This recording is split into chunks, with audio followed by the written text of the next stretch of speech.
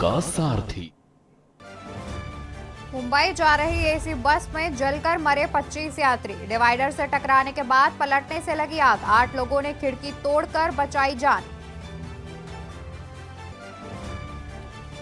आज मध्य प्रदेश के दौरे पर रहेंगे प्रधानमंत्री मोदी। शहडोल में होगा कार्यक्रम।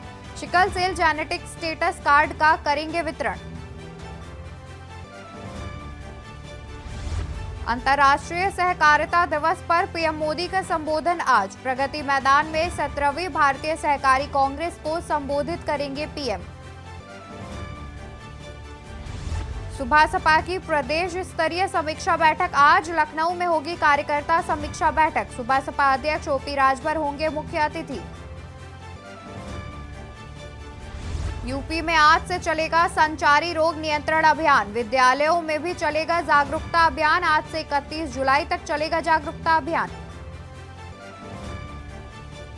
मध्य प्रदेश, राजस्थान समेत 17 राज्यों में भारी बारिश का अलर्ट। मानसून में राहत और बचाव के लिए शाह ने 6000 करोड़ जारी करने की दी मंजूरी।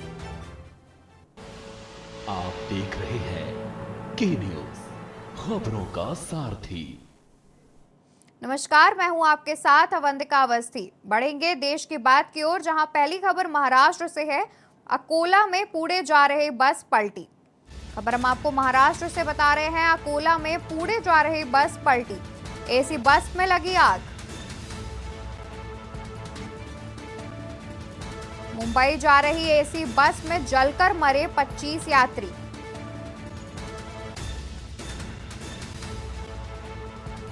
अकोला में पूड़े जा रही बस पलटी। टायर फटने के बाद पलट गई गाड़ी। 15 यात्री गंभीर रूप से जख्मी। धमाके के बाद एसी बस में लगी आग। फायर ब्रिगेड की टीम ने किया काबू। खबर महाराष्ट्र से हम आपको बता रहे हैं, जहां अकोला में पूड़े जा रही बस पलटी। एसी बस में लगी आग।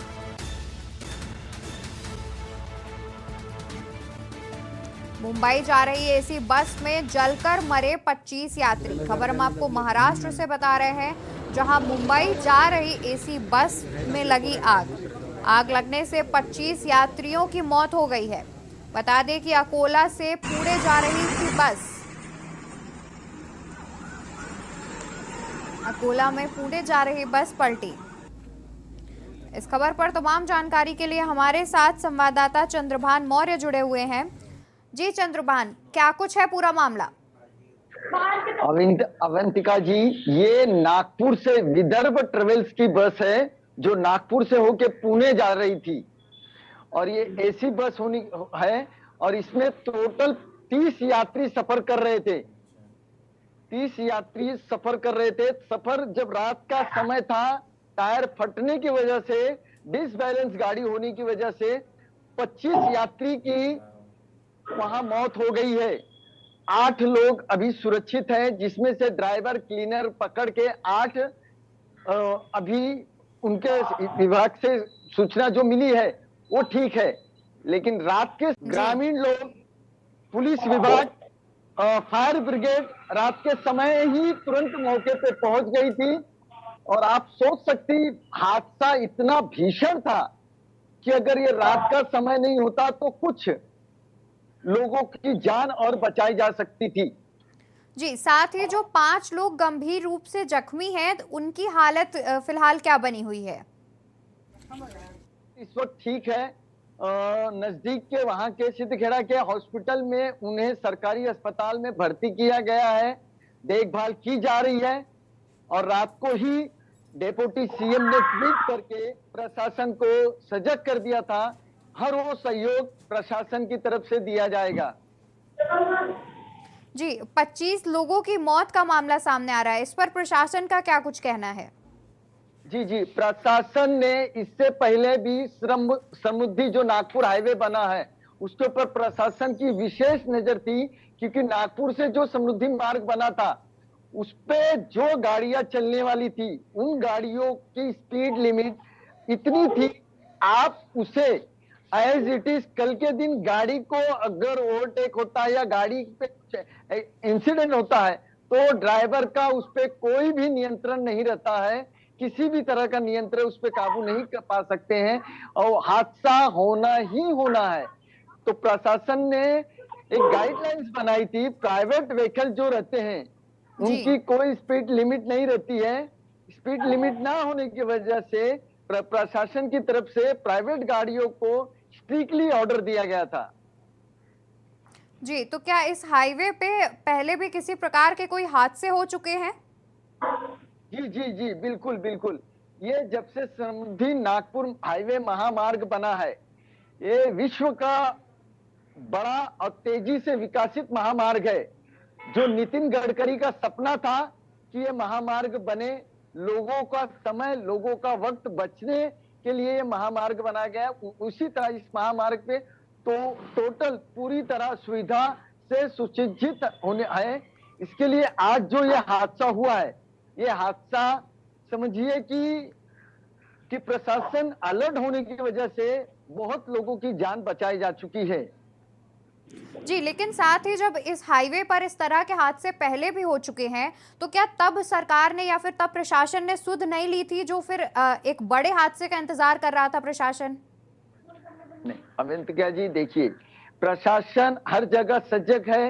अपने जो ये समय जो था, यह हादसा होने का समय रात्रि का समय था। ये समय रात्रि की वजह से गाड़ियों का स्पीड, हर कोई गाड़ी वाला स्पीड और लिमिट से चलाता है कि उसे कोई रोक ना रहे, कोई देखने वाला ना रहे। तो ये टोटल गाड़ियों का जो एक्सीडेंट हुआ है, ये टोटल प्राइवेट गाड़ियों का जो है, ये उनकी गलती है। जी बिल्कुल, शुक्रिया आपका तमाम जानकारी हम तक पहुंचाने के लिए। तो जैसा कि हमारे संवाददाता ने बताया कि इस हाईवे पर पहले भी कई हादसे हो चुके हैं। हादसा रात के वक्त हुआ था, जिसकी वजह से कम लोगों की जान बचाई जा सकी। बता दें कि 25 लोगों की मौत का मामला सामने आ रहा है, जिसमें 5 लोग गंभीर रूप से जख्मी हैं। बस पलटने का ये हादसा है। खबर महाराष्ट्र से हम आपको बता रहे हैं। बस में कुल 30 यात्री सवार थे, जिसमें से 25 यात्रियों की मौत हो गई है। 5 यात्री जख्मी हैं, गंभीर रूप से जख्मी हैं, जिनका इलाज जारी है। नजदीकी अस्पताल में उनका इलाज जारी है। बता दें, अकोला में पुणे जा रही थी बस, जो कि पलट गई है। बस पलटने से 25 यात्रियों की मौत हो गई है। टायर फटने से बस पलट गई थी। एसी बस में आग लग गई थी। टायर फटने से बस पलटने के बाद बस में आग लग गई थी, जिसके बाद 25 यात्री उसमें जलकर मर गए थे। 5 लोग अभी गंभीर रूप से घायल हैं, जिनका इलाज नजदीकी अस्पताल में जारी है। खबर हम आपको महाराष्ट्र से बता रहे हैं, जहां पर बस पलटने से 25 लोगों की मौत का मामला सामने आ रहा है, जिसमें 5 लोग गंभीर रूप से जख्मी हैं। बढ़ते हैं आगे खबरों की ओर, जहां प्रधानमंत्री आज मध्य प्रदेश के दौरे पर हैं। 3:30 बजे प्रधानमंत्री का शहडोल में होगा कार्यक्रम। प्रधानमंत्री मोदी आज मध्य प्रदेश के दौरे पर।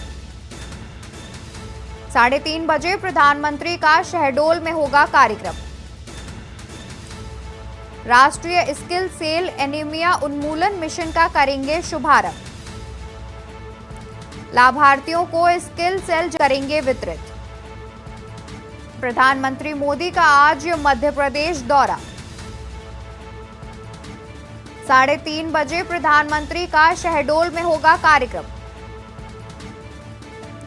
राष्ट्रीय स्किल सेल एनीमिया उन्मूलन मिशन का करेंगे शुभारंभ।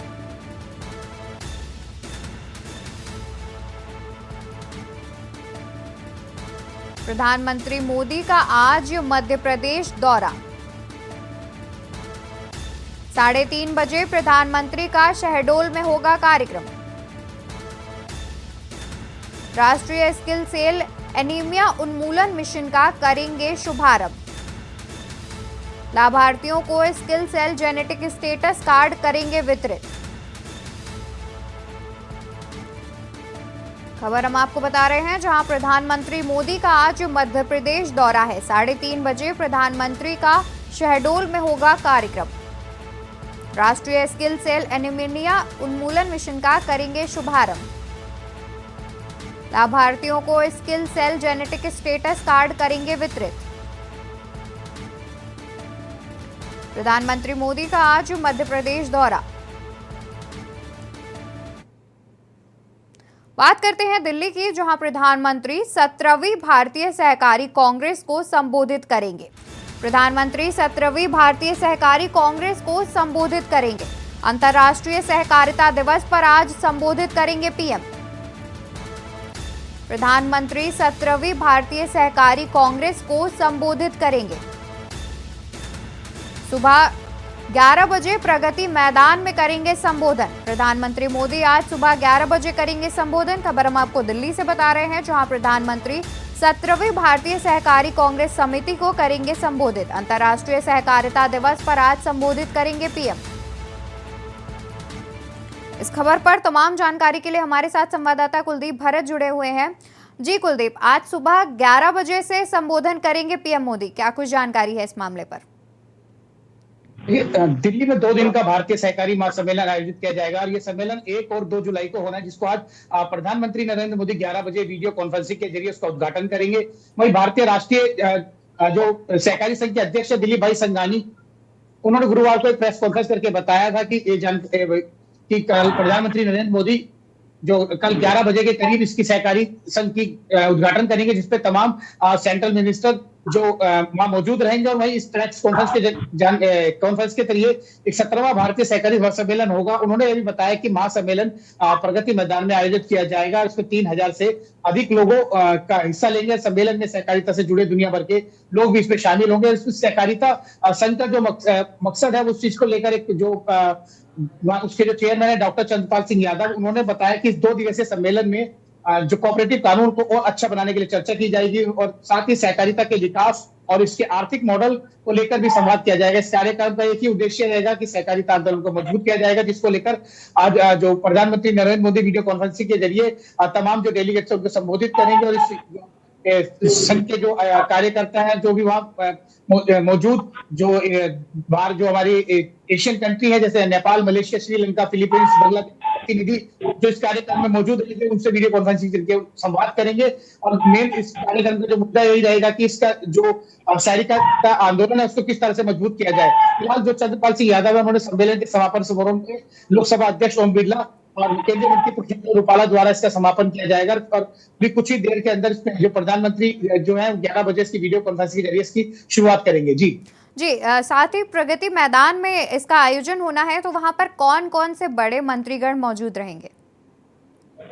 लोकसभा के जो स्पीकर हैं ओम बिरला, केंद्रीय मंत्री पुरुषोत्तम रूपाला, मनसुख मांडविया सहित कई जो केंद्रीय मंत्री है वो इस समय मौजूद रहेंगे। वहीं जो तमाम एशियन कंट्री है उनके डेलीगेशन उनका यहाँ आया हुआ है जो मौजूद है, जिनसे पीएम मोदी संवाद करेंगे। और साथ ही साथ जो सहकारिता आंदोलन, जो कृषि आंदोलन के मंत्री हैं, उनके बड़े जो चेयरमैन है, अध्यक्ष, वो सब वहां मौजूद रहेंगे। जी साथ ही ये कार्यक्रम कितनी देर चलने की संभावना है? देखिए, जिस तरह प्रधानमंत्री मोदी का मध्य प्रदेश का दौरा है, क्योंकि वीडियो कॉन्फ्रेंसिंग के जरिए वो कार्यक्रम की 11 बजे शुरुआत करेंगे। और जो सूत्रों द्वारा जानकारी मिली है कि 15 मिनट की वीडियो कॉन्फ्रेंसिंग की जाएगी। उसके बाद प्रधानमंत्री नरेंद्र मोदी दिल्ली से मध्य प्रदेश फ्लाइट पकड़ेंगे, मध्य प्रदेश पहुंचेंगे, जहां उनका आदिवासी सम्मेलन को लेकर एक वहां पे कार्यक्रम स्थापित है जो जिसके आज उद्घाटन करेंगे। जी शुक्रिया कुल आने के लिए। तो जैसा कि हमारे संवाददाता ने बताया कि वीडियो कॉन्फ्रेंसिंग के जरिए संबोधन करेंगे पीएम मोदी। साथ ही ये कार्यक्रम 11 बजे से शुरू होगा। प्रगति मैदान में इस कार्यक्रम का आयोजन किया जाएगा। अंतर्राष्ट्रीय सहकारिता दिवस पर संबोधित करेंगे पीएम मोदी। कार्यक्रम 11 बजे शुरू होगा, जिसका वीडियो कॉन्फ्रेंसिंग के जरिए जिसका संबोधन करेंगे पीएम मोदी। बता दें कि प्रगति मैदान में इसका आयोजन होना है। प्रधानमंत्री 17वीं भारतीय सहकारी कांग्रेस को संबोधित करेंगे। अंतर्राष्ट्रीय सहकारिता दिवस पर संबोधित करेंगे पीएम मोदी। कार्यक्रम का शुभारंभ 11 बजे से होगा। वीडियो कॉन्फ्रेंसिंग के जरिए पीएम मोदी करेंगे संबोधन। प्रधानमंत्री 17वीं भारतीय सहकारी कांग्रेस को संबोधित करेंगे।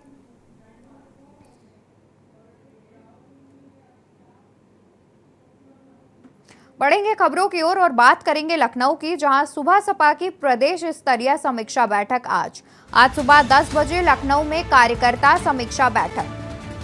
खबर हम आपको लखनऊ से बता रहे हैं। आज सुबह 10 बजे लखनऊ में कार्यकर्ता समीक्षा बैठक। रविंद्रालय चारबाग में समीक्षा बैठक का आयोजन।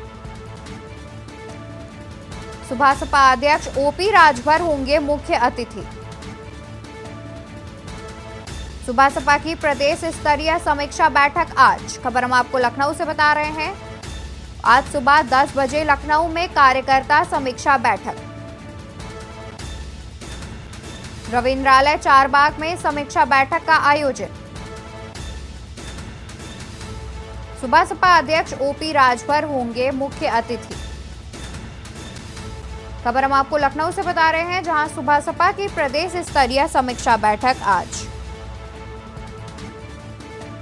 सुबह 10 बजे लखनऊ में कार्यकर्ता समीक्षा बैठक। रविंद्रालय चारबाग में समीक्षा बैठक का आयोजन। सुबह सपा अध्यक्ष ओपी राजभर होंगे मुख्य अतिथि।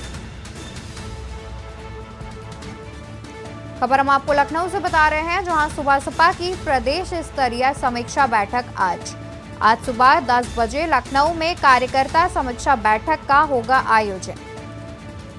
रविंद्रालय चारबाग में समीक्षा बैठक का आयोजन। सुबह सपा अध्यक्ष ओपी राजभर होंगे मुख्य अतिथि।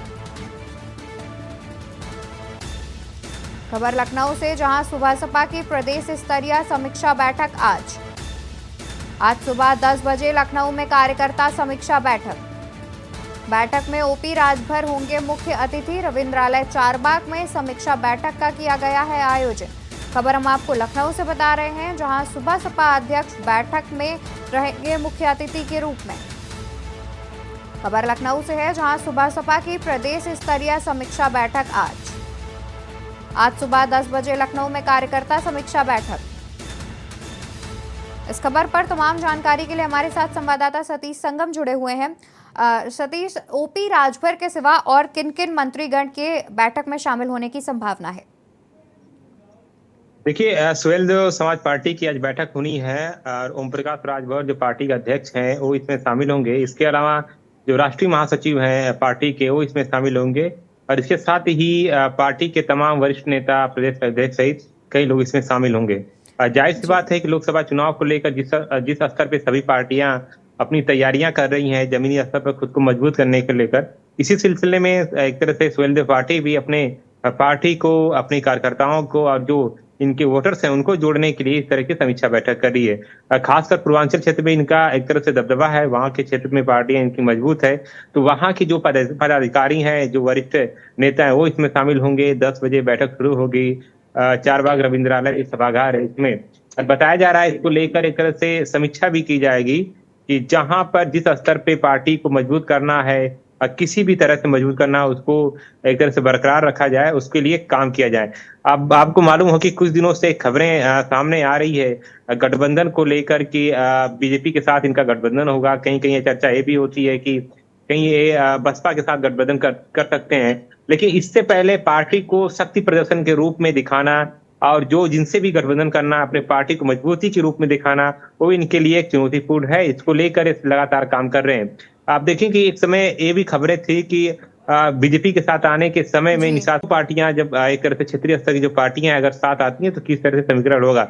बहरहाल जो एक तरह से स्वैलदेव पार्टी की एक समीक्षा बैठक होनी है, उसमें तमाम मुद्दों पे चर्चा की जाएगी। कैसे जमीनी स्तर पे अपने को मजबूत करना है, वोटर्स कैसे जुड़े, जो जाति समीकरण को लेकर लगातार मुद्दा उठाती रही है खासकर स्वैलदेव पार्टी ओम प्रकाश राजभर, उस पर कहीं न कहीं बैठक होनी है। इसके अलावा आरक्षण की मांग को लेकर, जाति जनगणना की मांग को, तमाम ऐसे मुद्दे हैं जो चुनाव से पहले यानी लोकसभा चुनाव से पहले अहमियत बनाई जा सकती है, खासकर समीकरण को साधने में, वोटर्स को साधने में, उस पर भी चर्चा होनी है। इसके बाद ही आगे की रणनीति और स्वैलदेव पार्टी और ओम प्रकाश राजभर करेंगे।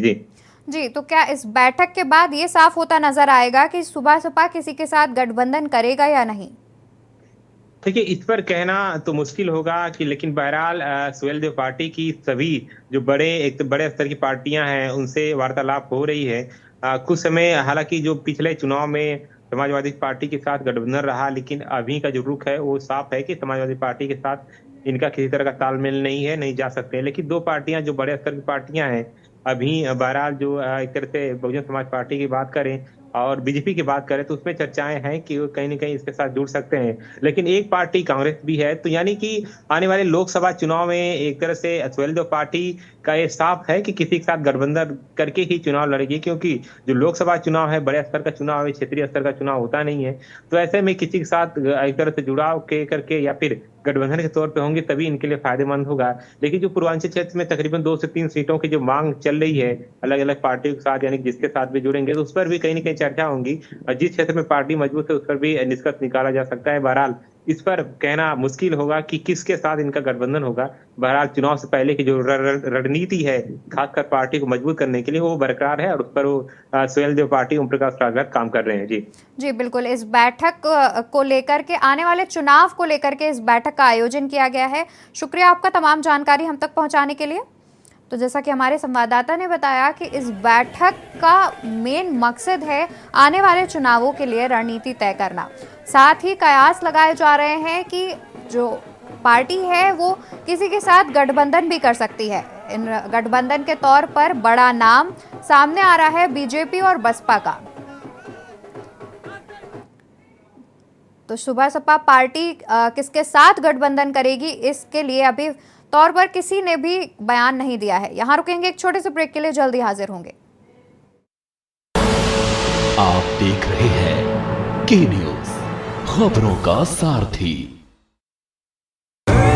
देखें कौन नया खिलाड़ी आया है, समझा देते हैं, प्यार से समझाएंगे। ये तो अपनी जुबान है। जुबान एक हो तो दिल भी एक होने चाहिए। विमल बोलो जुबान केसरी।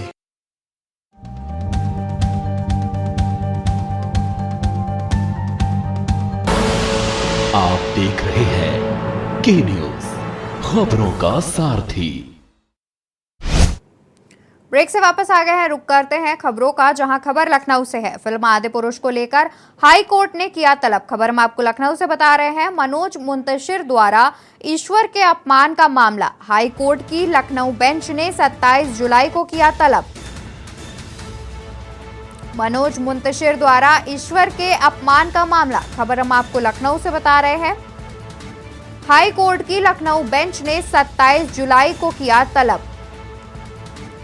मनोज मुंतशिर, भूषण कुमार, ओम राउत को किया तलब। केंद्रीय सूचना एवं प्रसारण मंत्रालय को हाई कोर्ट का आदेश। मंत्रालय को 5 सदस्यीय कमेटी गठित करने का आदेश। कमेटी फिल्म और इससे जुड़ी हुई शिकायतों को देखेगी। मंत्रालय को 1 हफ्ते में कमेटी बनाने का आदेश। 15 दिनों में यह कमेटी अपनी रिपोर्ट तैयार करेगी। सेंसर बोर्ड के चेयरमैन सचिव से भी व्यक्तिगत हलफनामा तलब। सूचना एवं प्रसारण मंत्रालय से भी व्यक्तिगत हलफनामा तलब।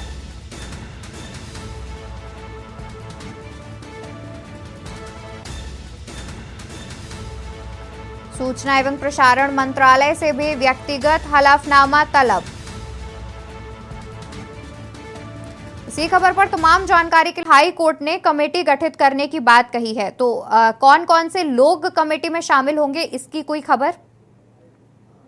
बिल्कुल। देखिए कि हाई कोर्ट की लखनऊ बेंच सुनवाई की, इसमें तमाम तरह के जो मुद्दे हैं, खासकर जो अहमियत रखने वाली बात हो आदिपुरुष को लेकर, उसमें बताया गया है। इसमें सबसे इम्पोर्टेंट चीज है कि केंद्रीय मंत्रालय को इसने आदेश दिया है कि 5 सदस्य जो जाए, उसमें एक तरह से रामायण और महाभारत से रिलेटिव जो लोग हैं, खास उसके जानकार हैं, वो इसमें शामिल होंगे। बल्कि इसके साथ ही सूचना मंत्रालय के वरिष्ठ अधिकारी इसमें शामिल होंगे और ये रिपोर्ट तैयार करेंगे। खासकर जो आदिपुरुष बनाई गई है, रामायण और महाभारत के जो लेखन है उस पर बनाई गई, उसको बारे में वो कहीं सर्वे करेंगे। प्रोटेस्ट किए गए, कहीं कहीं पुतला दहन किए गए। तो बहरहाल जो अभी की एक खबर है जो हाई कोर्ट की लखनऊ बेंच से आ रही है, वो 27 जून को इसको रिपोर्ट तलब करने की बात की, यानी कि इससे पहले की जो टीम, एक तरह से जो समिति गठित होगी, वो रिपोर्ट तैयार करेगी फिल्म को आपको छेड़छाड़ करने के लिए, क्योंकि आपको किसी तरह का अधिकार नहीं दिया है। इसके अलावा उन्होंने सेंसर बोर्ड पर भी कड़ी प्रतिक्रिया दी। उन्होंने कहा कि आप इस तरह की फिल्म को कैसे पारित कर देते हैं, यानी कैसे पास कर देते हैं, इस पर भी आपको ध्यान रखना होगा। उन्होंने साफ किया है कि आप जो आपके समय में को भी तलब किए थे, इसके साथ एक जो फिल्म से जुड़े हुए जो लोग हैं उनको भी तलब की थी, और सभी को ऐसे इसके जरिए कहीं न कहीं आने वाले अगर समय में अगर इस तरह की विवादित फिल्म बनती है तो उस पर कैसे रोक लगाया जाएगा, इसके जरिए भी कहीं न कहीं निष्कर्ष निकला है। सरकार है वो उसमें शामिल होंगे, बाकी इसके अलावा केंद्र से 3 और वरिष्ठ अधिकारियों को शामिल करना है, तो कहीं न कहीं उसके फिल्म के बारीकियों को समझेंगे। उसके बाद ही एक रिपोर्ट जब 27 तारीख को पेश की जाएगी, उसके बाद ही निष्कर्ष निकाला जा सकता है कि फिल्म के लेकर क्या करना चाहिए।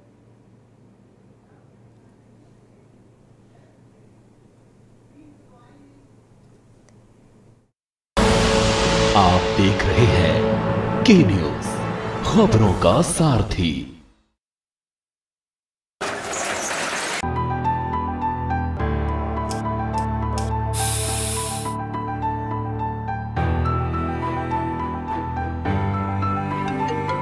आजकल लाइफ इतनी बिजी हो चुकी है कि अपने लिए ही टाइम नहीं है। दलजीत भाई, कल सुबह योग करने चलें? नहीं यार, मेरे पास टाइम नहीं है, बहुत बिजी हूं मैं, तू जा। लेकिन अपने बिजी लाइफ में से टाइम निकालना बहुत जरूरी है, अपनी सेहत के लिए, दिमाग के लिए और अपने आप के लिए।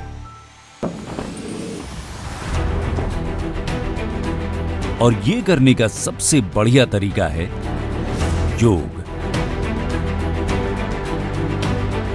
योग करने से शरीर तंदुरुस्त रहता है और मन भी शांत रहता है। ये आप भी कर सकते हैं। इस साल अंतर्राष्ट्रीय योग दिवस के इस मौके पर खुद से एक वादा करें कि हम हर रोज अपने लिए समय निकालकर योग जरूर करें।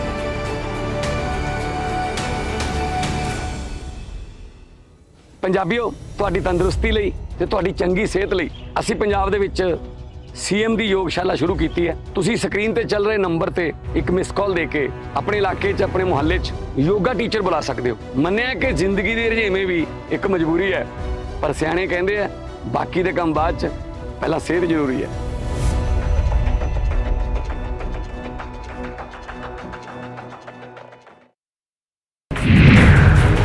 हमारी खास पेशकश राजकाज में देखिए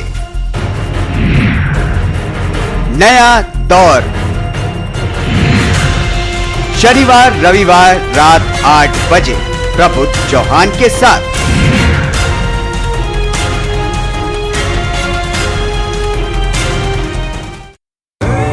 देखें कौन नया खिलाड़ी आया है,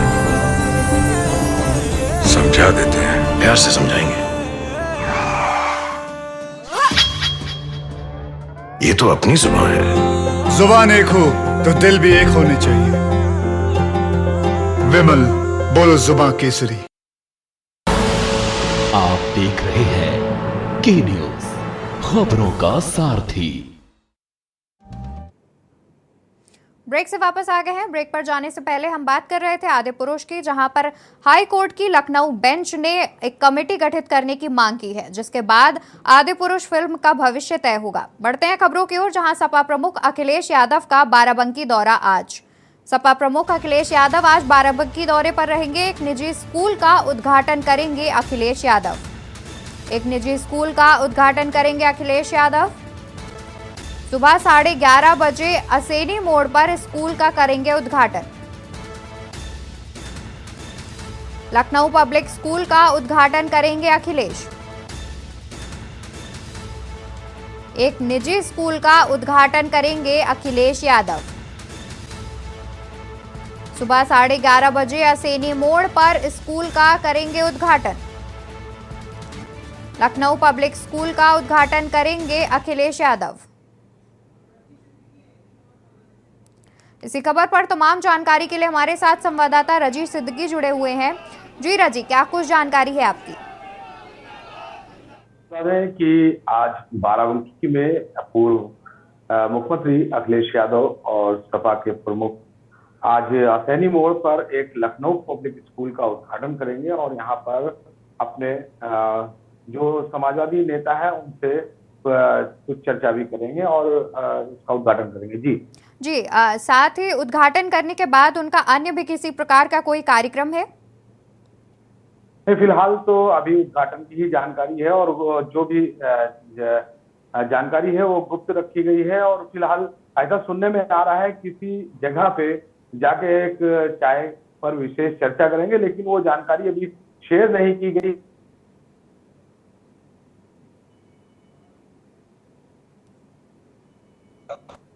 जी, अनम्यूट कर लीजिए रजी।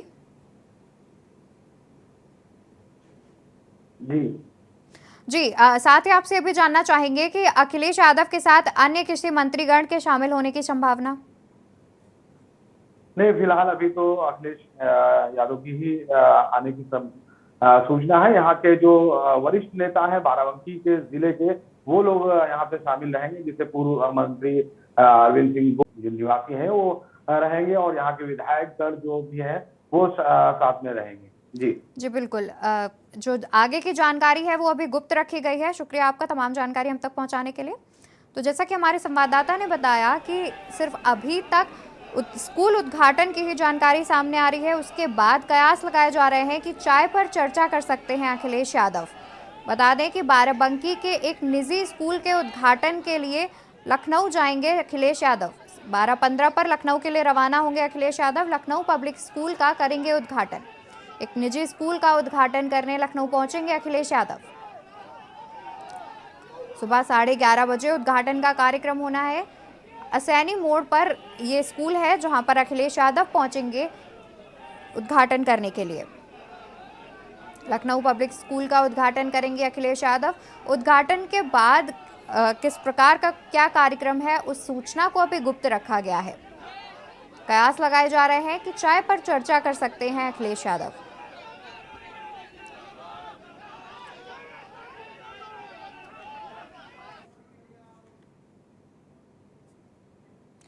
खबर लखनऊ से है जहां संचारी रोग नियंत्रण अभियान आज से शुरू।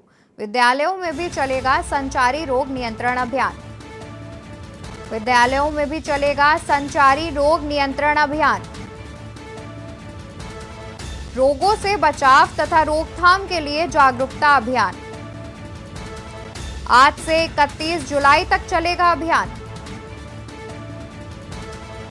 मच्छरों के प्रजनन, मौसमी बीमारियों पर निगरानी के भी निर्देश। विद्यालयों में चलेगा संचारी रोगों से रोकथाम के लिए जागरूकता अभियान चलाया जाएगा। आज से 31 जुलाई तक चलेगा अभियान। मच्छरों के प्रजनन, मौसमी बीमारियों पर निगरानी के निर्देश। खबर हम आपको लखनऊ से बता रहे हैं जहां संचारी रोग नियंत्रण अभियान आज से शुरू। आज से 31 जुलाई तक चलेगा अभियान। विद्यालयों में भी संचारी रोग नियंत्रण अभियान चलाया जाएगा। रोगों से बचाव और रोकथाम के लिए जागरूकता अभियान चलाया जाएगा। आज से लेकर 31 जुलाई तक ये अभियान चलेगा। साथ ही विद्यालयों में भी संचारी रोग नियंत्रण अभियान चलाया जाएगा। रोगों से बचाव और रोकथाम के लिए जागरूकता अभियान। आज से 31 जुलाई तक चलेगा अभियान। मच्छरों के प्रजनन, मौसमी बीमारियों पर निगरानी के निर्देश। खबर लखनऊ से है जहां संचारी रोग नियंत्रण अभियान आज से शुरू।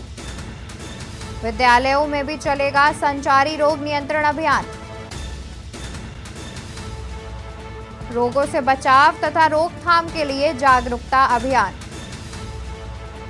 आज से 31 जुलाई तक चलेगा अभियान। विद्यालयों में भी चलेगा संचारी रोग नियंत्रण अभियान। रोगों से बचाव तथा रोकथाम के लिए जागरूकता अभियान। आज से 31 जुलाई तक चलेगा अभियान। मच्छरों के प्रजनन, मौसमी बीमारियों पर निगरानी के निर्देश। खबर हम आपको लखनऊ से बता रहे हैं जहां संचारी रोग नियंत्रण अभियान आज से शुरू। विद्यालयों में भी चलेगा संचारी रोग नियंत्रण अभियान।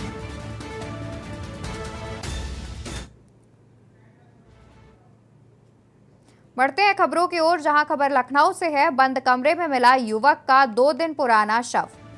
खबर लखनऊ से जहां बंद कमरे में मिला युवक का 2 दिन पुराना शव। 2 दिन पुराना शव दुर्गंध आने के बाद लोगों को हुई जानकारी।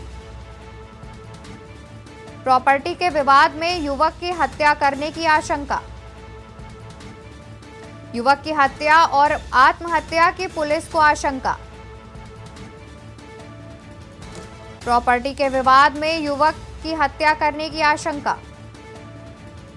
युवक की हत्या और आत्महत्या में पुलिस को शंका।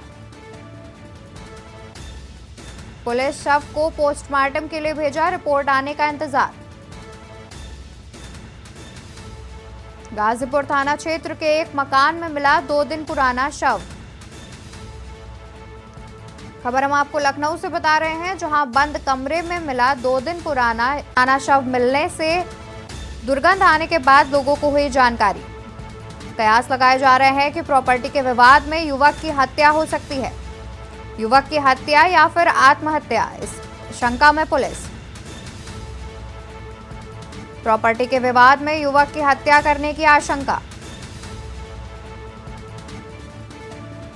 युवक की हत्या और आत्महत्या की पुलिस को आशंका। खबर हम आपको लखनऊ से बता रहे हैं, जहां बंद कमरे में 2 दिन पुराना युवक का शव मिला है। शव से दुर्गंध आने के बाद लोगों को हुई जानकारी। गाजीपुर थाना क्षेत्र के एक मकान में 2 दिन पुराना शव मिला।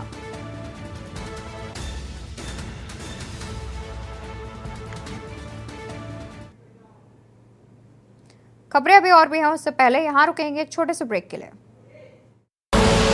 आप देख रहे हैं के न्यूज, खबरों का सारथी। देखें कौन नया खिलाड़ी आया है,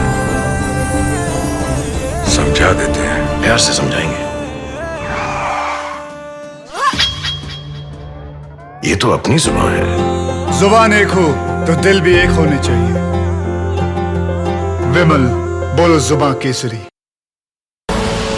आप देख रहे हैं के न्यूज, खबरों का सारथी।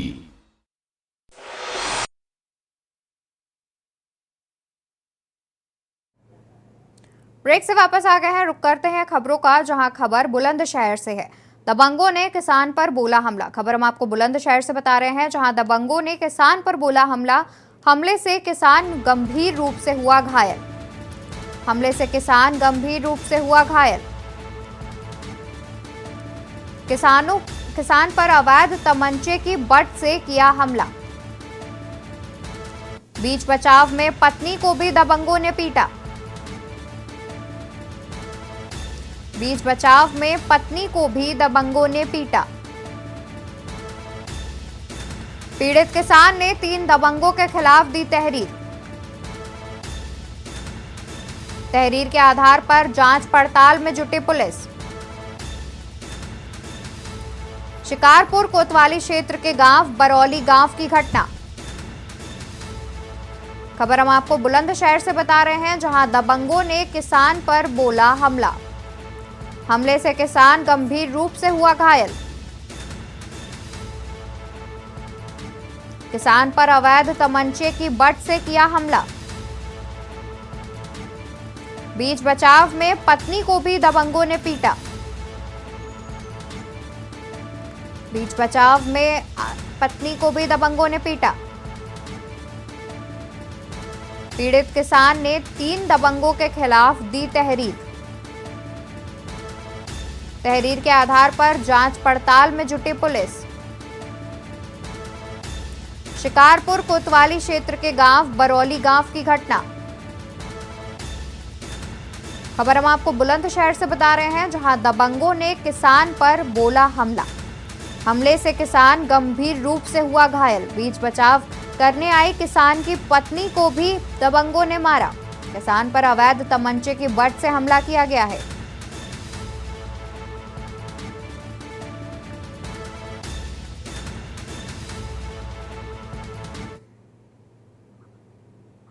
खबर महाराष्ट्र के बुल्ढाना से है, जहां विकास की सड़क कहे जाने वाले समृद्धि हाईवे पर एक भीषण हादसा हो गया।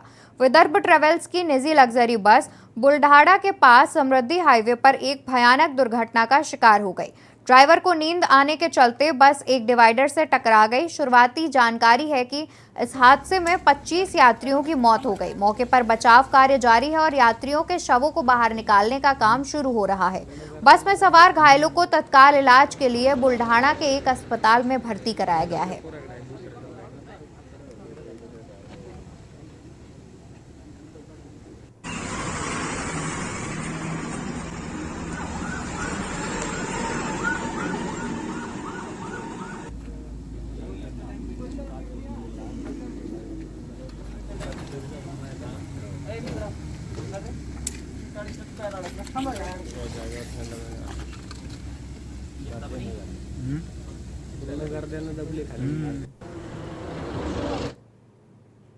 महाराष्ट्र राज्य में मुख्यमंत्री के राज्य में इस बात की चर्चा चल रही है कि शिंदे फडणवीस सरकार का कैबिनेट विस्तार जल्द ही किया जाएगा।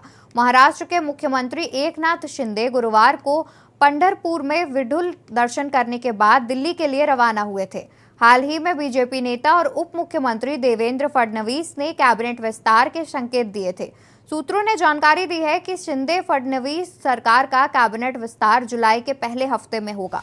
प्रधानमंत्री नरेंद्र मोदी के केंद्रीय मंत्रिमंडल का विस्तार जुलाई महीने में होगा। इसके बाद महाराष्ट्र में कैबिनेट विस्तार की संभावना है। आगामी लोकसभा और उसके बाद होने वाले महाराष्ट्र विधानसभा चुनाव की पृष्ठभूमि में गठबंधन सरकार में बड़े फेरबदल की संभावना है।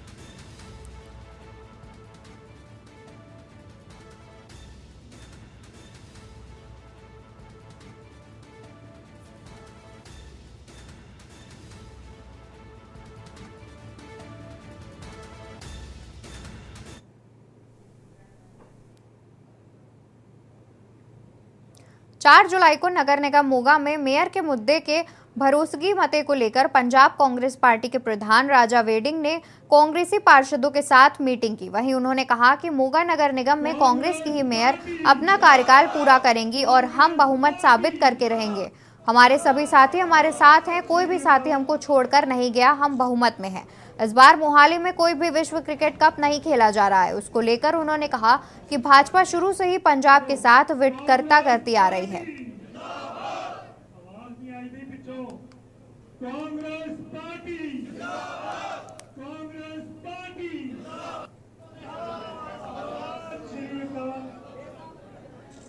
साडी मेयर के खिलाफ नो कॉन्फिडेंस मोशन जिहड़ा वो लिआंदा गया है। अज असी तमाम कांग्रेस पार्टी के जिन्ने भी साडे वड्डे लीडर साहबान ने जिले दे अज उन्हां नाल इत्थे बैठ के जां कंटेस्टेड कैंडीडेट ते साडे ब्लॉक के प्रधानां नाल मीटिंग की है कि किस तरह असी उस नो कॉन्फिडेंस मोशन का सामना करना है ते उहनूं खारिज करवाउणा है। और मैं पूर्ण उम्मीद करदा हां, वैसे तो अक्सर ही सरकारां इस तरह के धक्के, ये अज कोई पहली दफा नहीं हो रहा, आम आदमी पार्टी जगह जगह ते आम आदमी पार्टी ने मगरले 1.5 साल के अंदर और जगह जगह ते इस तरह दीयां कोशिशां म्यूनसिपल कमेटी या कॉरपोरेशन के खिलाफ बेभरोसगी मता पा के ये उन्हां दीयां कुर्सियां हथियाउणा चाहुंदे। पर मैनूं लगदा है कि इस गल दे नाल कोई बहुती वड्डी कामयाबी मिलनी नहीं है। जबरदस्ती ते जोर और जुल्म नाल, खास करके और एक महिला होने के नाते मैनूं लगदा कि औरत का बड़ा वड्डा सत्कार है साडे समाज दे विच। और महिला जिहड़ी MLA होवे और एक महिला नूं उतारन दा काम करे, इस तो वड्डी जिहड़ी निराशता है वो कोई हो नहीं सकती। देश में 56,000 और नए पेट्रोल पंप लगेंगे। पिछले 70 सालों में नहीं लगे इतने जितने अभी सरकार ने लगाने के लिए तेल कंपनियों के ओर से एडवर्टाइजिंग दी है। इस बात को लेकर पंजाब के पेट्रोल पंप डीलरों में रोष पाया जा रहा है। वहीं इस रोष को लेकर मोगा के पेट्रोल पंप मालिकों ने एक प्रेस वार्ता की और सरकार को चेतावनी दी और कहा कि पेट्रोल पंप पहले ही बहुत घाटे में जा रहे हैं और अब कंपनियों द्वारा जो नए पंप लगाने के लिए कहा जा रहा है वह सरासर बेइंसाफी है। वहीं सरकार प्राइवेट कंपनियों के बारे में सोच रही है। उन्होंने कहा कि कंपनियों की रूलिंग के मुताबिक नए पंप खोलने की जो शर्तें हैं उसके हिसाब से पंप मालिकों को कास्ट की ब्याज भी वापस नहीं आ रही है। उन्होंने कहा कि वह इस मनमानी को लेकर कोर्ट का दरवाजा खटखटाएगी। वहीं उन्होंने कहा कि एक तरफ तो सरकार देश में सीएनजी लाने और इलेक्ट्रॉनिक गाड़ियां लाने की बात कर रही है, वहीं दूसरी ओर इतने नए पंप देने की बात कर रही है। उन्होंने कहा कि इस समय जमीन और मध्यवर्ती की कास्ट लगाकर पंप लगाने के लिए करीब 3 करोड़ रुपए का खर्च आएगा। वहीं अगर सेल की बात की जाए तो सेल कितनी है इस बारे में कंपनियों को मालूम ही है। वहीं उन्होंने कहा कि वह अब कोर्ट का रुख अपनाएंगे। इस प्रेस वार्ता में करीब मोगा के 50 पेट्रोल पंप मालिक हाजिर थे।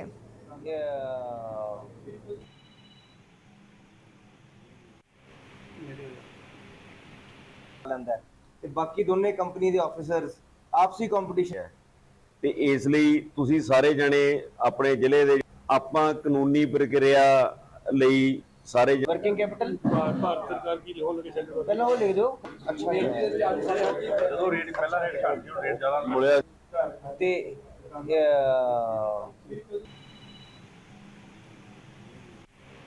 ਜਿਹੜੀ ਸਾਡੀ ਅੱਜ ਦੀ ਪ੍ਰੈਸ ਕਾਨਫਰੰਸ ਐਡ ਦਿੱਤੀ ਆ 56000 ਪੰਪਾਂ ਦੀ, ਅਸੀਂ ਉਸ ਦੇ ਵਿਰੋਧ ਦੇ ਵਿੱਚ ਆਪਦਾ ਰੋਸ ਪ੍ਰਗਟ ਕਰਨ ਲਈ ਪ੍ਰੈਸ ਕਾਨਫਰੰਸ ਕੀਤੀ ਆ, ਜਿਸ ਦਾ ਵਿਰੋਧ ਵੱਖ-ਵੱਖ ਜ਼ਿਲ੍ਹਿਆਂ ਵਿੱਚ ਹੋ ਰਿਹਾ ਤੇ ਅਸੀਂ ਮੋਗੇ ਜ਼ਿਲ੍ਹੇ ਵੱਲੋਂ ਵੀ ਆਪਣੀ ਜਿਹੜੀ ਹਾਜ਼ਰੀ ਆ ਇਹ ਲਵਾ ਰਹੇ ਆ, ਕਿਉਂਕਿ ਇਹ ਬਹੁਤ ਜ਼ਿਆਦਾ ਧੱਕਾ ਜੀ।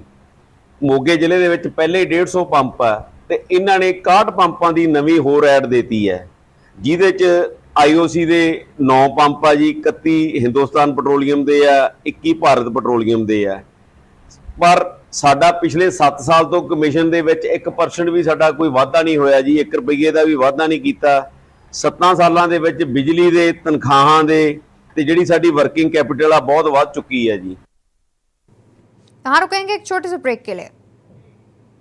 एवं शिक्षा विभाग हरियाणा के संयुक्त तत्वाधान में बढ़ेंगे खबरों की ओर। हम बात करते हैं सांस्कृतिक कार्य की, जहां विभाग एवं शिक्षा विभाग हरियाणा के संयुक्त तत्वाधान में आज राजकीय मॉडल संस्कृत वरिष्ठ माध्यमिक विद्यालय पृथला में हरियाणा उदय कार्यक्रम के अंतर्गत टावर उत्सव का समापन समारोह का आयोजन किया गया। जिला शिक्षा अधिकारी अशोक कुमार बघेल ने बतौर मुख्य अतिथि शिरकत की। जिला शिक्षा अधिकारी ने रिबन काटकर कार्यक्रम का शुभारंभ किया और प्रदर्शनी का अवलोकन किया। जिला शिक्षा अधिकारी अशोक कुमार ने कहा 1 जून से 30 जून तक टावर उत्सव का आयोजन किया गया, जिसमें छात्र छात्राओं को कलाकृतियों के बारे में सिखाया गया। स्कूली बच्चों ने कला को सीख कर उसे प्रदर्शनी के माध्यम से दर्शाया है। क्ले मॉडल के माध्यम से अपनी प्रतिभा को दिखाने का कार्य किया गया है। स्कूली बच्चों की प्रतियोगिता भी कराई गई है और उन्हें पुरस्कार देकर सम्मानित किया गया है। स्कूल के मुख्य अध्यापक सुरेश कुमार ने कहा, हरियाणा सरकार की एक अनूठी पहल है, जिसके माध्यम से कला एवं संस्कृति के बारे में विद्यार्थियों को जागरूक किया जा रहा है। टावर उत्सव के तहत बच्चों को मिट्टी और अखबार के प्रयोग से विभिन्न मूर्तियां और कलाओं को बनाने का प्रशिक्षण दिया गया, जिसमें कक्षा 5वीं से 12वीं तक के विद्यार्थियों ने भाग लिया। अध्यापक ममता ने बताया, सरकार की पहल के तहत बच्चों को धातु की वस्तुएं बनाना, लकड़ी के पुतले बनाना, पीओपी के चित्रकलाओं के बारे में सिखाया गया है, ताकि बच्चे आत्मनिर्भर बन सके। उन्होंने कहा, हमारी प्राचीन कला लुप्त होती जा रही है, इसे बचाकर रखना जरूरी है। स्कूल के छात्र ने बताया कि कलाकृतियां बनाना सिखाया गया है। घर पर मौजूद वेस्ट मटेरियल से कलाकृति बनाकर अपने घर को सजा सकते हैं।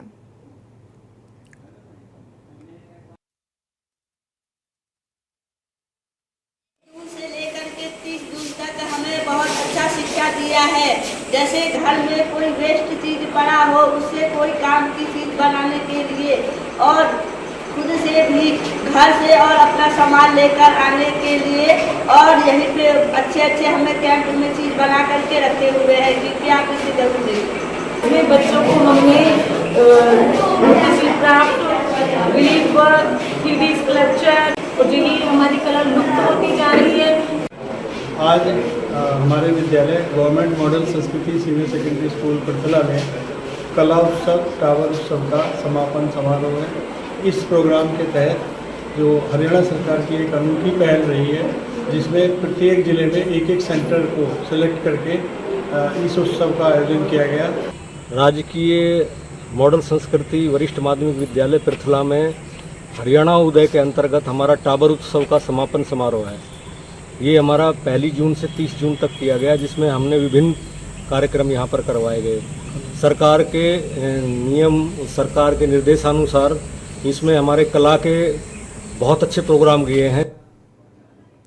खबर मुंबई के दादर से है, जहां विश्व हिंदू परिषद और बजरंग दल ने महानगर पालिका के जी नॉर्थ वार्ड में धरना प्रदर्शन किया। बता दें, प्रदर्शन लगातार हो रहे लैंड जिहाद पर कोई भी कार्रवाई न होने की वजह से किया गया। प्रदर्शनकारियों की यह मांग थी कि पुलिस स्टेशन की जगह पर मस्जिद बनाई गई है और साथ ही बहुत सारे अवैध मस्जिदों का निर्माण भी किया गया है, जिस पर महानगर पालिका और पुलिस कोई भी कार्रवाई नहीं कर रही है। यही वजह है कि बजरंग दल और विश्व हिंदू परिषद के तमाम वरिष्ठ नेता इस प्रदर्शन में भाग ले रहे हैं। उन्होंने कहा, प्रशासन को लैंड जिहाद के खिलाफ कार्रवाई करने का निवेदन पत्र महानगर पालिका सहायक अभियंता राजेश राठौड़ को दिया गया।